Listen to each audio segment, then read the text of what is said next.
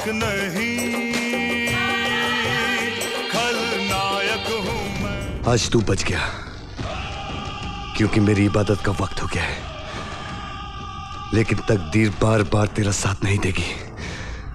संजय दत्त की लाइफ एक खुली किताब की तरह रही है, जिसमें उनके करियर, कंट्रोवर्सी और लव अफेयर्स सबके सामने रहे हैं।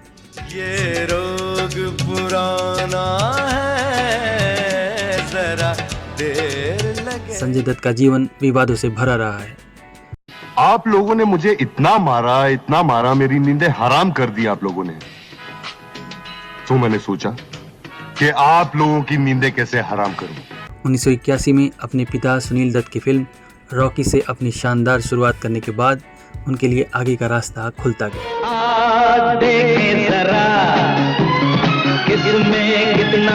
हालांकि उनकी पहली ही फिल्म बाद में उन्हें विवादों में भी लेकर आई। अपनी पहली फिल्म रॉकी में संजय दत्त ने उस समय की लीड एक्ट्रेस टीना मुनीम के साथ स्क्रीन शेयर की थी।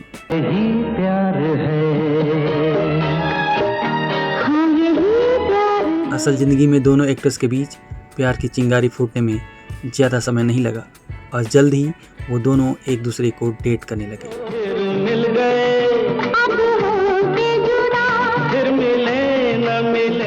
लेकिन संजय की जिंदगी की तरह उनके रिश्ते में भी उथल पुथल मच गई। तुम हमारा खानदान का इज्जत मिट्टी में मिला दिया। Shut up! रॉकी, क्या पागल हो गया तुम?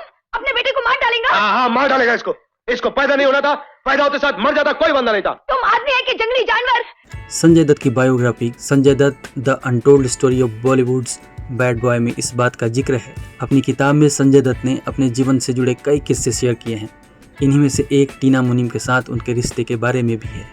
अपने अतीत के बारे में चौंकाने वाले खुलासा करते हुए संजय दत्त ने बताया है कि नशे की लत और टीना की सुपरस्टार राजेश खन्ना के साथ कथित तौर पर बढ़ती नज़दीकियों को लेकर एक विवाद के कारण वो इंडस्ट्री में गॉसिप का बन गए थे।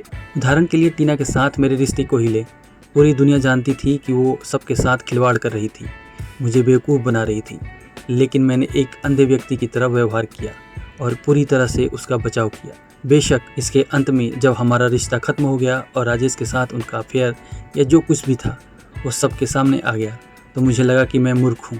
मुझे लगा कि मेरा इस्तेमाल किया जा रहा है। मुझे पता था कि मैं इंडस्ट्री में हंसी का पात्र बन गया हूँ। हर कोई मुझ पर हंस रहा था। संजय को सिर्फ इस रिश्ते से दिल टूटने की वजह से ही नहीं, बल्कि गुस्से की वजह से भी बहुत तकलीफ हुई। जब कथित तौर पर टीना ने संजय को छोड़ दिया तो संजय गुस्से से भर गए और उन्हें अपने तरीके से निपटने का फैसला किया।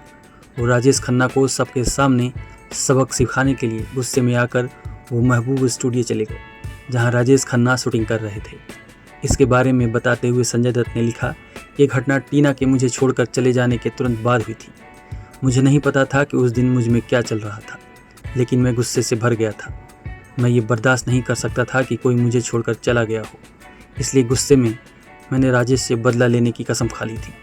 मैं उस स्टूडियो में गया जहां वो शूटिंग कर रहे थे। वो बाहर आए और एक कुर्सी पर बैठ गए। मैंने भी उनके ठीक सामने एक कुर्सी खींची और उनके ठीक सामने बैठ गया। फिर मैं उन्हें देखता रहा और वो पूरी तरह से भड़क गए। मैं उन्हें पीटता, लेकिन वो चुपचाप बैठे रह गए। उनके लिए सौभाग्य की बात है। बता दें कि रेखा के साथ भी संजय दत्त के अफेयर की खूब खबरें उड़ी थी।